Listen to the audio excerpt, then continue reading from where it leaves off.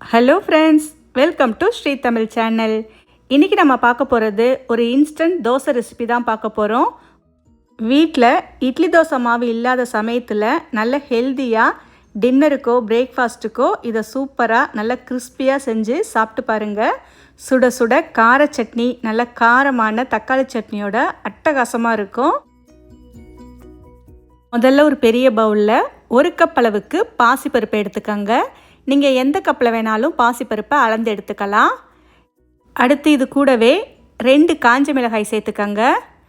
இப்போ இது ரெண்டையுமே 2-3 தடவை நல்லா கழுவிட்டு தேவையான அளவு தண்ணி சேர்த்து 1 மணி நேரம் ஊற விடுங்க.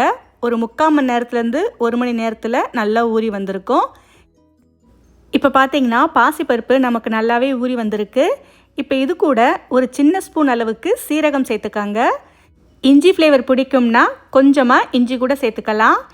இப்போ இது எல்லாத்தையுமே ஒரு மிக்ஸி ஜாரில் சேர்த்து கொஞ்சமாக தண்ணி சேர்த்து நல்ல மைய அரைச்சி எடுத்துக்கோங்க. இந்தளவுக்கு அரைச்சி எடுத்ததும் அடுத்து இதில் எந்த கப்பால் பாசிப்பருப்பு அளந்தீங்களோ அதே கப்பில் 1/2 கப் அளவுக்கு அரிசி மாவு சேர்த்துக்கோங்க. அரிசி மாவு சேர்க்காமலும் செய்யலாம். அரிசி மாவுக்கு பதிலாக ரவையை பாசிப்பருப்பு கூடவே சேர்த்து கொஞ்சமாக ஊற வச்சு சேர்த்து அரைச்சாலும் நல்ல கிறிஸ்பியாக வரும். இப்போ பார்த்தீங்கன்னா எல்லாத்தையும் சேர்த்து நல்லா அரைச்சி எடுத்துகிட்டு வந்தாச்சு. இப்போ இதை வேறொரு பாத்திரத்துக்கு மாற்றிடலாம். அரைக்கும்போது நல்ல மைய அரைச்சி எடுத்துக்கோங்க. உங்களுக்கு பார்த்தாலே தெரியும் நல்ல மைய அரைஞ்சி வந்திருக்கு. இது பருப்பு தோசை அப்படின்றதுனால நாம் இதில் கொஞ்சமாக பெருங்காயத்தூளும் சேர்த்துக்கலாம். கூடவே தேவையான அளவு உப்பு சேர்த்து நல்லா கலந்து விட்டுக்கோங்க.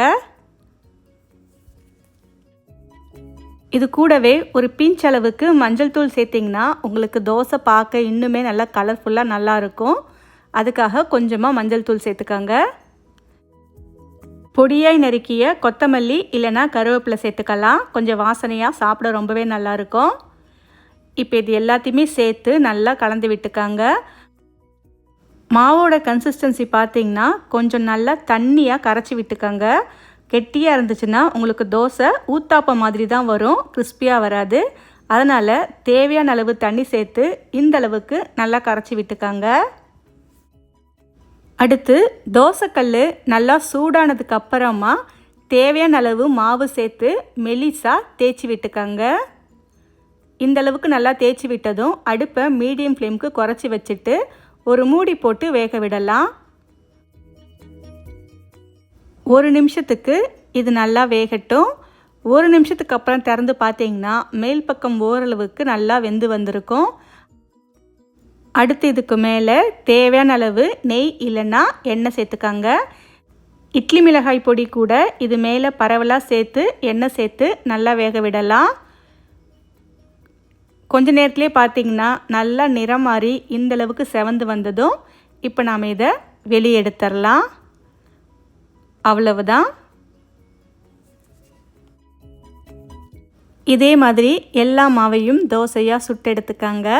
நல்லா கிறிஸ்பியாக மொறுன்னு இந்த தோசை கூட நல்ல காரசாரமான ஒரு கார சட்னியோ தக்காளி சட்னியோ ரொம்பவே நல்லாயிருக்கும்.